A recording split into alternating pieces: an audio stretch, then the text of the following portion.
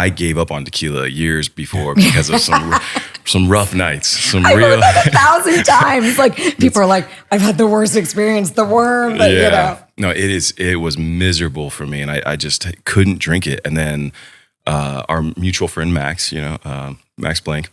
He loves a shout out, by the way. No, he does. That's why I gave it to him. He was just here, so we have to give it to him. We love Max. And he introduced me to Will, and I think I was his +1, Max's +1 to the party. Not a beautiful girl, he chose me, lucky me. And you're so pretty, though. Oh, well, thank you. Likewise. Thank we you. are very lucky to be sitting across from you. Some more. And, but no, so obviously Casamigos party, it's tequila. I was like, I'm just going to bite the bullet. I can't not drink tequila at a tequila party. There's not even going to be anything else. Drank it. Had one of the best nights of my life, and then woke up the next morning with energy, feeling great, no hangover, no anything. I felt amazing. And I was like, I drink tequila now. In fact, I drink only Casamigos now. Yeah. And that's really what happened. Yeah. I mean, it started a revolution, and people started realizing, it's like no added sugar, it's gluten-free, it's very clean. Like the way they made it, the Casamigos, they really wanted to take the burn off. Really smooth, and so low calorie. So it's like kind of become, it's almost like a health thing. Yeah, and it's an upper, right? So you're having a good time It's the only spirit that's a stimulant, which people don't know. Why do you think we have so much fun, guys? I think I'm so hyped up for the podcast. That makes total sense. And, it's one of those things with drinking too. It's like if you're going to drink, you might as well be responsible about what you're putting in your body. Right? Yeah. And the funny thing is, like, I never had anything to do with spirits. People are like, oh, did you always work in spirits? I go, no, I was like the editor of Cosmo, of Glamour. I was on TV, on the Today Show, on The View, on CNN, never. And, at the end of the day, it's not about what the actual job is, about the relationships you develop throughout your life. Yeah. And that's what really, was game changer in this brand for all of us. Is that none of us came from a background of, George is an actor and director, your dad, Mike, is a real estate developer, Randy, operated, ran bars and things like that, but no one was really in the spirit business. And that's what Randy said as well when we had him on, right, about like, oh, you run a bar, you'll be perfect to run a tequila company. And he's like, well, no, they're two completely different businesses. And so like, even though kind of on paper it seems like it might be similar, it's very different. Yeah. And so for all the years and the different jobs I had, as West Coast editor of Glamour for like 9 years, I developed every relationship in town. So it really came into play, with all of us, like if we want to be at a movie premiere, our friend is running the studio. If we want to be at the, the CAA party, our friends are the head of CAA, and you can just say, hey, is it possible to throw this in your party, do this, that? And that's what makes the difference. It's the friendships, the relationships, and things like that. It's not about like if you had experience being in advertising or marketing or spirits, Totally. And, I feel like when you create a product that tastes good and has a good effect and all that, it's a lot easier to say yes to like those questions or favors or whatever they are, right? You have to start with a good product to begin with. Yeah.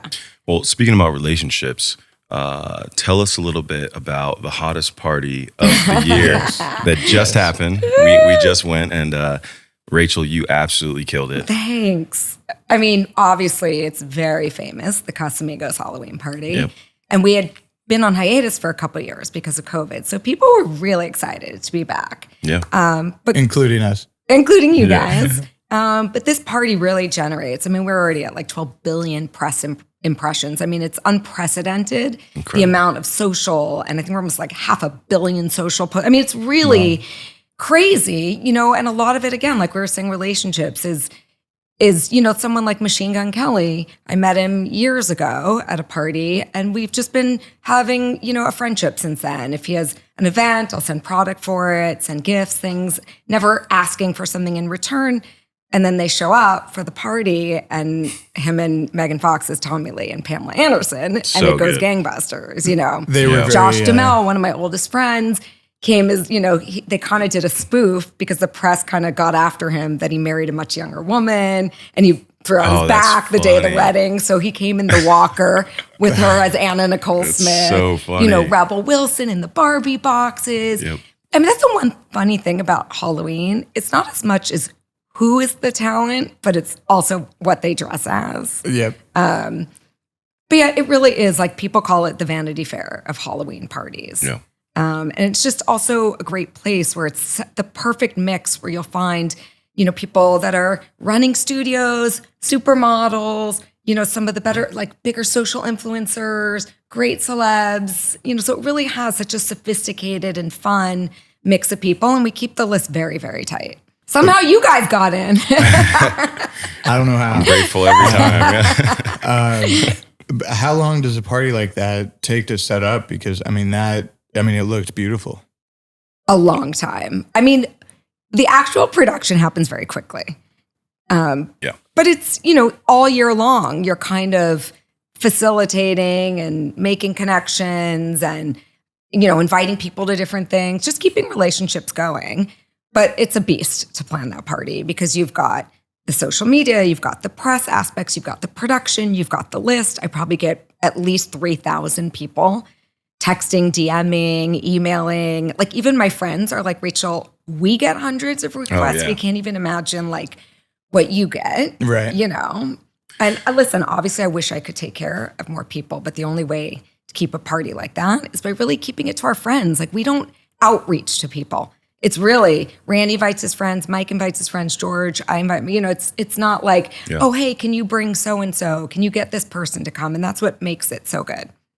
Well, that's the thing I felt was pretty funny too, is that even for me, obviously, like I'm not involved with Casamigos outside of being a major fan and friends of you guys. And I was getting hit up left and right to come to the party. And I'm like, I haven't heard anything from you in 6 months. What do you get out of here? You know, you know, so it's just so funny to me, but at the same time, it truly is one of the best experiences as far as Halloween goes and a party and just the community and the crowd. And my hat is off to you pulling that off because I can't even fathom. I know we went to dinner a few nights before and it was just like, your phone's ringing off the charts, you know, people are calling out of nowhere. And I don't know how you pulled it off, but it is an amazing feat and you kill it. Thanks, love. It is funny. It does start like at least a month or two in advance where I start getting texts from people like, hey, we should have lunch. What's going on? You should come to this party. And I'm just like, oh God, I see right through it. Right. I'd actually I tend to take care of someone more if they outright say,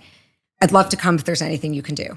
And then if there's an opportunity and I'm friends with them and I can get them in, I much more respect that than when someone's like trying to like psych me out by pretending they just care about having lunch with me all the time. Well, there's a certain kind of respect in being straightforward too. You know, there's not everyone gets to do it. Not everyone feels comfortable doing it. But I found even in business too, some of my favorite people to work with are German and they're very, very straightforward. You know, they just tell it like it is. And if it's not good, it's not good, you know? Yeah, and like you said, like I wish, you know, we could like make it a little larger and get more people in too. But like you said, it completely shifts the dynamic of the party and all that. But it's all good. Yeah, but I think that's a great point. And like people know that I am kind of direct. You know, I'm a Scorpio. I tell it like it is. But I actually think that's important because I don't want to give people a false idea. Not just the party, but in general. Like if someone has a request for this night, I'll just be like, that's just not what we do. It's not going to happen. They're like, I really appreciate that you said that, you know, instead of letting me like continue to think for 2 more weeks that there's a possibility, you know. Yeah, it's good because then they can go make other plans and enjoy the night doing something else, right? Yeah. If not Casamigos. But I have to comment on Miss Casamigos.